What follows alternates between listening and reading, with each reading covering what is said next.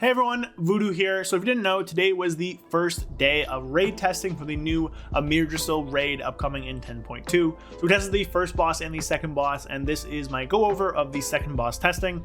This boss is Igira. She has a more to her name, but I don't remember it. I think it's like the wife of Rashok or something. Pretty cool single target boss with a little bit of burst, like 5 target cleave. That doesn't matter too much, not like the first boss where it's a lot of AoE. This boss is predominantly single target, pretty good Serrated Glaive fight. So in this fight, I played Serrated Glaive with the Pip's Dream Badge and the turn it off the last boss. Again, all those things are going to change, probably in tuning. And we also don't have our new trees. So this was done with old trees, but I did use the new tier set. So there you go. This boss was pretty cool. So the whole idea here is she has a bunch of mechanics in P1 that just deal damage to you. And then she makes you channel into these 3 different like puddles, weapons on the ground. You can see them here, the 3 different weapons. And each weapon, depending on which one you soak, gives her different mechanics. So it's a pretty interesting thing. We ended up dealing with all 3 mechanics. We didn't kill the boss because we were testing so much. By the time we actually went to do a kill pull, it was like 7:59. You can see here, if I unpause this, basically we're going to go and we're trying to kill it here. Going pretty well. We're on track to kill it. I don't know why we didn't res this guy, but on track to kill it. And then we just like get zoned out here. I think we get zoned out like literally any second here. I think it's at like 12 and like 20 seconds we get zoned out. Yeah, so we get zoned out in the middle of this kill pull, so that we didn't end up killing it, but I will give you guys our furthest attempt here. So like I said, there's a few mechanics in P1. The ones that really matter for just anybody in general are going to be the fact that she melees tanks, double hits, and she puts these bleeds on her primary target, so you just got to swap between them. And don't stand in your tanks. So you can see here, tanks are standing here, we're standing over here. Just another mechanic, Twisting Blade, shoots out these little beams, just dodge those. And that's basically her first phase mechanics. She has one more. Did we just not? There we go. We got sent out. She has one more mechanic in P1 that is really important, and I'll skip around here and try and find it for you guys. That's us dying. I just skipped through here. So it happens before the soak comes out. So if I just rewind a little bit. All right, here. So these spears. So what happens is 4 targets get hit by the spears, and they put little circles around them, get rooted to that zone, deal fire damage, and then every time these spears are up, every 1 second she gains 1% energy. So she's getting 4 energy a second. So you just kind of burst them down and kill them. They don't do a ton of damage. We were stacking 2 of them. You can stack 2 of them very comfortably. You can do 3, it's a little sketchy, and you can do 4, but 4 is like really sketchy. 4, you're getting to the point where you're probably gonna end up dying from it. And at that point, you know, you kill these spears, she's getting energy here. And once she hits 100 energy, and once they're all gone, she gains it like 2 or 3 a second. So once those come out, you're going to phase. Not a question of if, but when. Then she can marks for torment. She hops back in the middle, she sends everyone away, and she starts just like forging this hammer. And as you see, she kind of points away, and then she starts just hitting this orb. And then this orb connects to all these different things out over here. So the orb shoots out fires at everybody's location. You know, we end up dealing with this better later on. I was being stupid. And you can see we go end up trying to soak these things. So I'll skip around a bit and show you guys the like people soaking. I think I end up soaking a little later. I should have had my timestamps, and I apologize for this, but we'll just skip around in the VOD. Skip around here. Those are the things coming out. And then this is the melee actually doing the movement a bit better. But we get better to go on. So we'll skip the soaks for now. I'll just do this here. So this is one of them. If you soak the one on the right, you end up getting an absorb on everybody. What we found, because whenever this absorb goes away, as you see here, like everybody except for like 4 or 5 people, I think 1, 2, 3 healers and 2 tanks didn't get it. So there's 15 of them that go out. What actually ends up happening here is you heal them and you shoot at orbs, but the orbs have a period of time where you just can't get hit by them. So if you all just stack up, then the orbs actually will never end up hitting you. So you see, I try to walk through some orbs there to test it. But that's a cool way of dealing with that one. So that's the X one. There's one that's a massive stomp where she jumps around. You guys would have seen when I was looking at the final kill thing here. So this is her forging the thing up again, us melee or rotating around very nicely. Skip ahead a bit here. So smashing Viscera, she jumps. There's a ton of damage inside that circle, damage to everybody else, and then shoots out these little beams. Boom, everybody there. Pretty easy to deal with. Those are the easiest 2. The last one is a big split soak, which I will try and find again here. We were looking at them all. I do have to find it though. which is unfortunate. I should have had this ahead of time. Again, I apologize.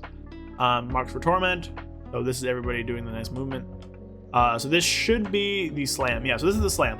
So we see here, it's a slam. It does a lot of damage to the tank, and splits 2.4 million Shadow Flame damage amongst everybody. So you want to soak this. So if you get soaked, then you just take the damage. You're fine. You get stunned for 10 seconds afterward. It's a magic dispel, mass dispel, individual dispels, revival. All those things will remove it. So it's not that big of a deal. Any effect that gets you out of stuns and immunity, stuff like that, you won't get the stun. So who cares? So we see we get skewered here. A ton of damage, and then everyone else gets these dots on them. That dot hurts. So that dot ends up doing I think like 80,000 physical every 2 seconds or every second, and has a very long duration. And you end up repeating that with like it stacks. So if we let them go here and we don't end up flipping out who has soaked and who didn't soak, then they end up getting 2 stacks, and it just does so much damage to them. So that might be a little overtuned. We'll see. I guess their intention is that you can't just have the same group soaking over time. See here, another one's going to come up, and at this point you want to have the first group probably move in and soak, but we just have the same group because we didn't realize, and then you see how they get 2 stacks, and they're going to die pretty quickly. So those are those 3 mechanics. I'll try and find when I was soaking for you guys. At least a better view of the soaking. I think I soaked for like 1 of them. So not the best. Oh, here we go. So we end up doing this, and then we run over and soak.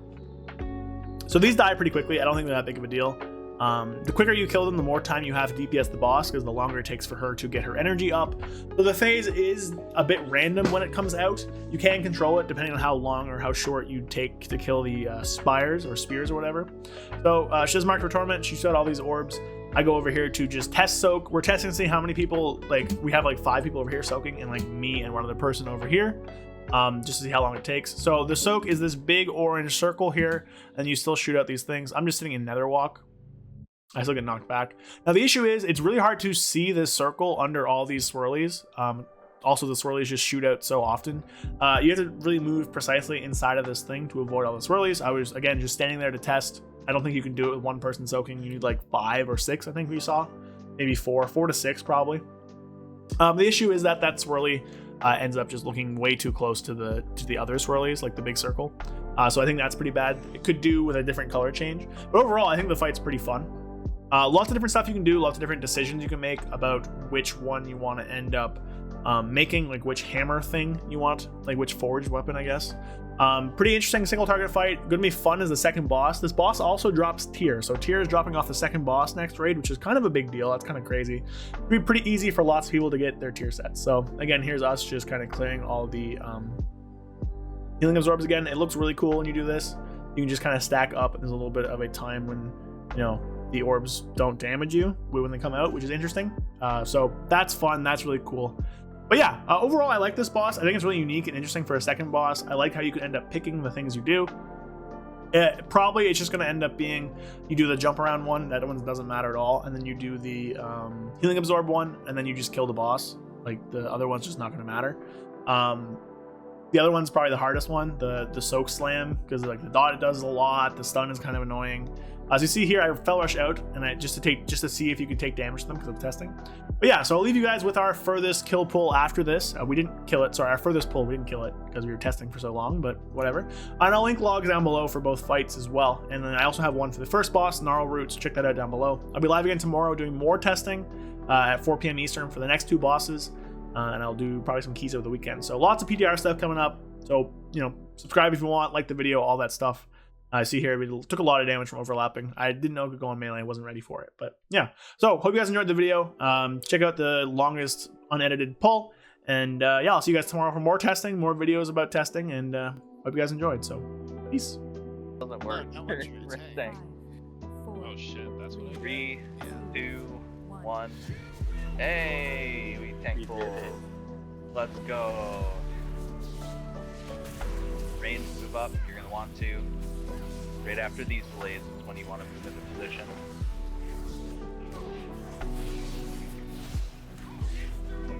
Good. Put those up. Great job. Stack them. Stack them. Don't be afraid. It does like no damage. You really should not be worried about stacking these. Dude, I'm not even going to attack them. Go right in front of Skull. Oh, I just walked into that. Who cares?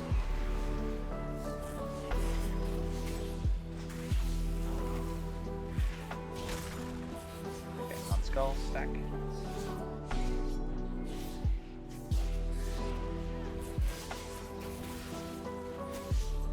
Oh yeah, they're coming this way. I can get out for them.